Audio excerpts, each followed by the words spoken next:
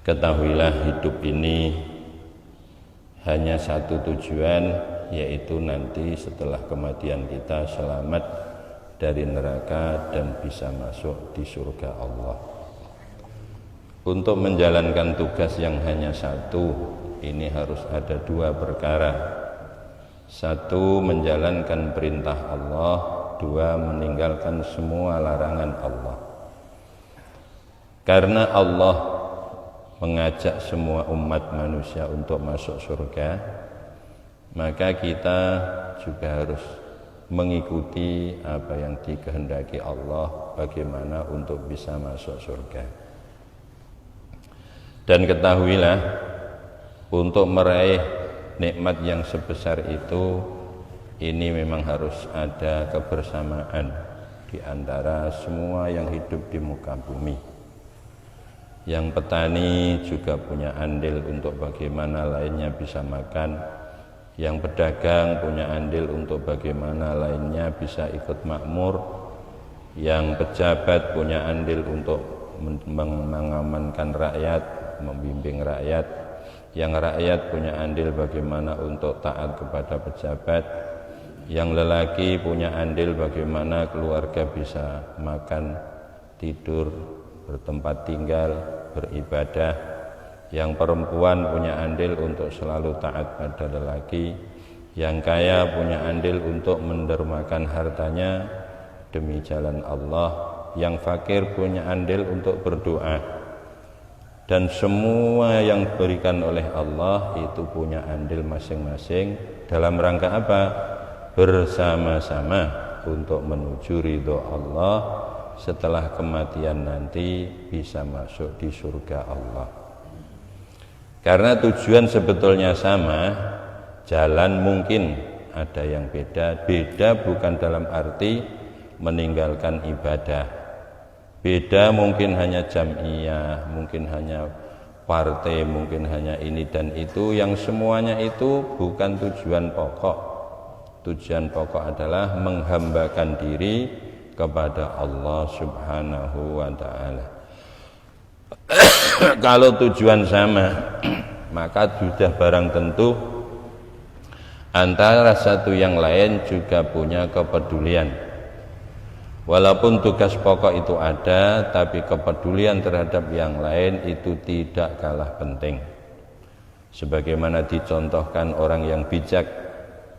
Ada seorang yang kaya raya, karena dia sangat kaya, rumahnya bagus, ya, perabotannya bagus, peralatannya sempurna. Tidak lupa pula dia membuat kolam renang yang besar. Itu sudah kebiasaan orang-orang kaya. Kalau uangnya tidak habis nanti eman, ya dibikin kolam renang, bikin ini, bikin itu. Karena keluarganya juga banyak, ada yang sudah dewasa, ada yang remaja, ada yang kecil. Di dalamnya ada pembantu, ada tukang kebun dan lain sebagainya. Satu saat orang yang kaya raya ini pergi. Yang di rumah tinggal ada pembantu satu dan anaknya yang paling kecil. Ditinggal di rumah. Ini cerita yang sangat luar biasa. Cerita yang sangat bijaksana. Setelah orang kaya ini pergi, tinggal pembantu dan anaknya yang masih kecil. Anak ini senang ketika rumahnya kosong, dia bisa mengajak teman-temannya main-main. Semua kira-kira usia 4 tahun, 5 tahun sampai 6 tahun. Dipanggil teman-temannya. Sebelum orang kaya pergi, pembantunya dikasih pesan, kamu seperti saya, tidak usah masuk kamar. Pokoknya yang kamu selesaikan, masak untuk anak satu ini, mencuci, ngepel, nyapu. Itu tugas kamu. Faham ya? Faham wahai juragan. Sama dengan kita. Selama kamu hidup, tugasmu sholat, puasa, zakat, terus syahadat, sholat, puasa, zakat, haji kalau mampu. Ini kan tugas kita. Kemudian kita tekun menjalankan tugas kita. Seorang pembantu itu juga begitu, dijalankan, ada kotor disapu, ada kotor dipel. Sudah lapar masak, ya. Buka pintu, nutup pintu, sudah selesai semua. Karena juragannya ini perginya agak lama. Pesan itu selalu dijalani oleh pembantu, karena dia orang yang sangat tekun. Orang tekun itu beda dengan orang yang tidak tekun. Nyapunya bersih, ya, kurah-kurahnya bersih, masaknya enak, ngepelnya bersih, buka pintunya pelan-pelan, hati-hati, nutupnya juga begitu. Dia hanya ingat pesan juragannya. Anak ini kasih makan, ngepel, nyapu, buka pintu, nutup pintu, masak. Terus sampai 1 hari 2 hari. Anak ini asik, tiap harinya temannya datang main bola. Karena ada yang terlalu keras di dalam menyepak bola, akhirnya bola ini masuk di kolam renang yang besar. Ini anak nangis sudah, bukan sekedar memohon, menangis. Ambilkan bola saya, sama yang pembantu tadi. Pembantu, oh enggak, tugas saya enggak sampai ke situ. Tugas saya kan masak, ngepel, nyapu, buka pintu, tutup pintu. Loh kok kamu begitu? Iya memang itu tugas saya kok. Saya enggak mau ngambilkan bola. Ini sebetulnya tugas yang tidak berat, tapi dia salah paham. Dikiranya membahagiakan anak juragan itu tidak lebih penting daripada menyapu. Tapi karena dia hanya pegang, tugas saya hanya itu. Akhirnya anak ini terpaksa mencebur ke dalam kolam ingin mengambil bola. Karena usia 4 tahun, 5 tahun tidak bisa berenang, maka tenggelamlah anak itu dan mati. Melihat anak ini mati, maka teman-temannya yang sama kecilnya ikut mencebur pula. Yang kedua mati, yang ketiga mati. Semua anak-anak yang bermain di rumah itu menjadi mati semua. Enggak lama datanglah juragan. Yang pertama ditanyakan, anak saya mana? Mati juragan. Loh kok bisa tercebur kolam? Loh kok bisa tercebur kolam? Main bola, bolanya masuk ke kolam. Loh kok tidak ditolong? Loh tugas saya kan masak, nyapu, buka pintu, tutup pintu, kemudian ngepel. Itu kan bukan tugas saya. Kata juragan kemarin seperti itu. Loh kamu kok bodoh amat. Kamu melihat anak tenggelam kok diem. Kamu melihat temannya tidak sholat kok diem. Kamu melihat temannya tidak ke masjid kok diem. Kamu melihat temannya makan makanan yang haram kok diem. Itu di mana kepedulian? Maka Rasulullah Shallallahu Alaihi Wasallam sebagai panutan yang luar biasa dikasih dikasih tugas berat oleh Allah SWT, dan tugas itu harus dijalankan pula oleh semua pengikutnya Rasulullah. Qul hadhihi sabili ad'u ilallahi ala basiratin ana wa manittaba'ani. Ketahuilah, inilah jalanku. Apa itu? Islam. Allah memerintahkan apa kepada kita?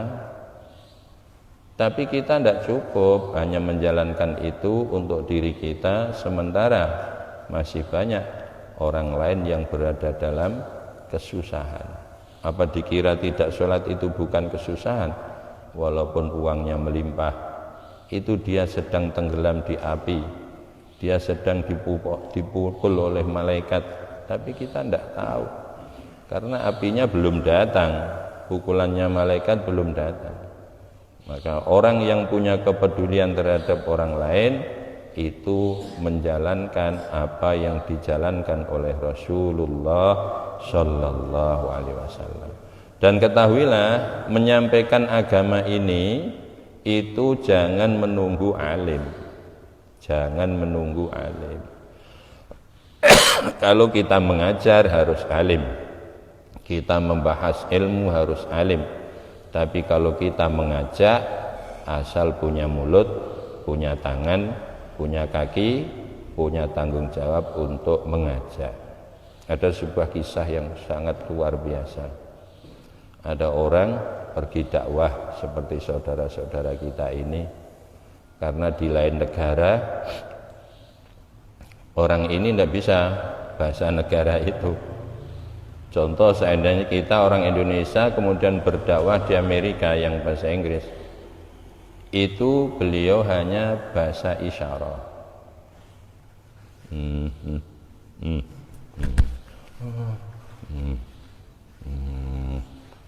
Dengan menangis dia. Lama-lama ini orang tahu. Yang tidak bisa bahasa Indonesia tahu, oh saya ini kelihatannya diajak saya ini. Diajak ini saya. Besok pagi diikuti lagi, didatangi lagi. Oh, disuruh ikut dia, akhirnya dibawa ke masjid. Apa yang terjadi? Orang yang sama sekali tidak tahu bahasa yang diucapkan bisa masuk Islam. Ini luar biasa. Jadi alasan kita untuk tidak bisa mengajak itu tidak bisa. Sebodoh-bodoh apapun orang itu, ayo kita ke masjid, tidak ada yang tidak bisa. Kecuali kalau menerangkan hukum tentang warisan, menerangkan hukum tentang sholat, menerangkan hukum tentang haji umroh, harus alim. Tapi kalau mengajak tidak harus alim. Maka Rasulullah Shallallahu Alaihi Wasallam pernah bersabda, "Ballighu anni walau ayah."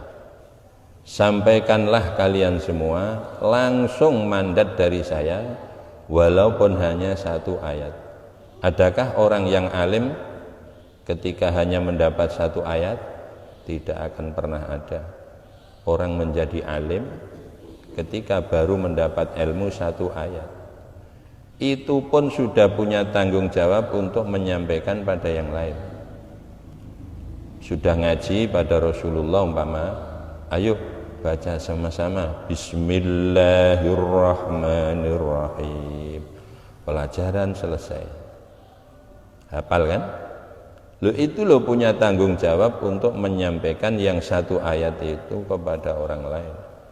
Kalau umat Islam punya peduli sebagaimana yang dikehendaki Rasulullah, maka dunia ini orang pintar menjadi banyak, orang taat menjadi banyak, dan orang yang datang ke masjid juga akan menjadi banyak. Bahkan mungkin semua akan berbondong-bondong ke masjid.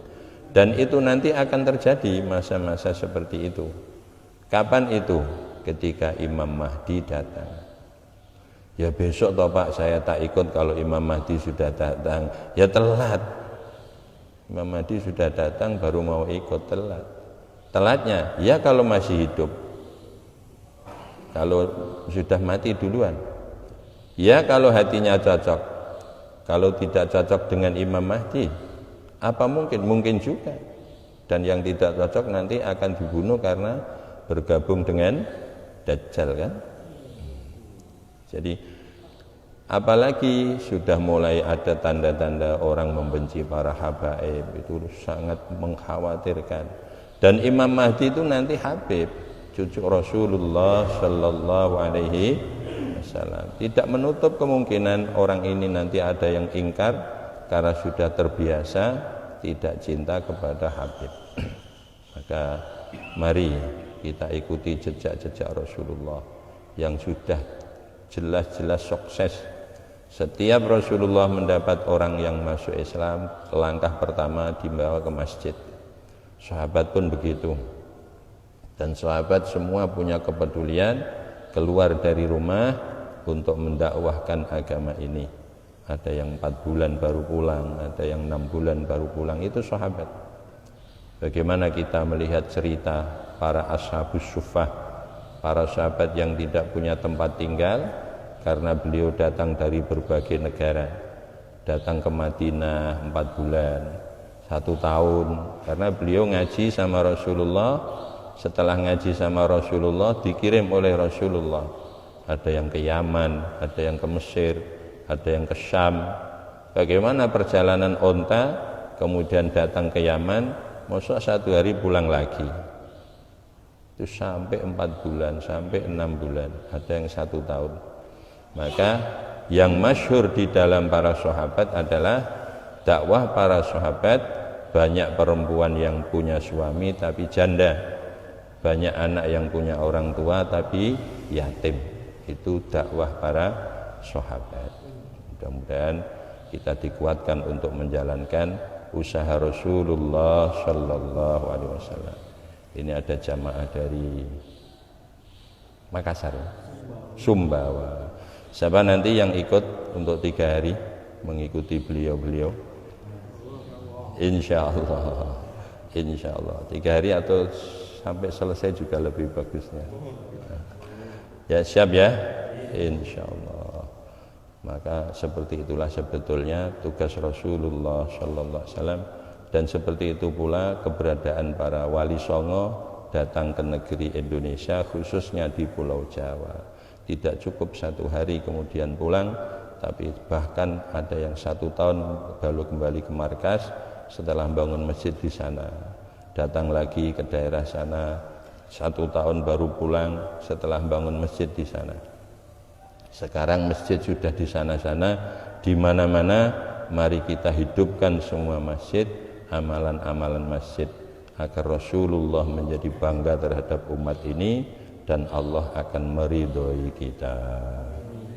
Bismillahirrahmanirrahim. Subhanallah bihamdihi, subhanakallah bihamdika, asyhadu an la ilaha illa anta, astaghfiruka wa atubu ilaik. Maula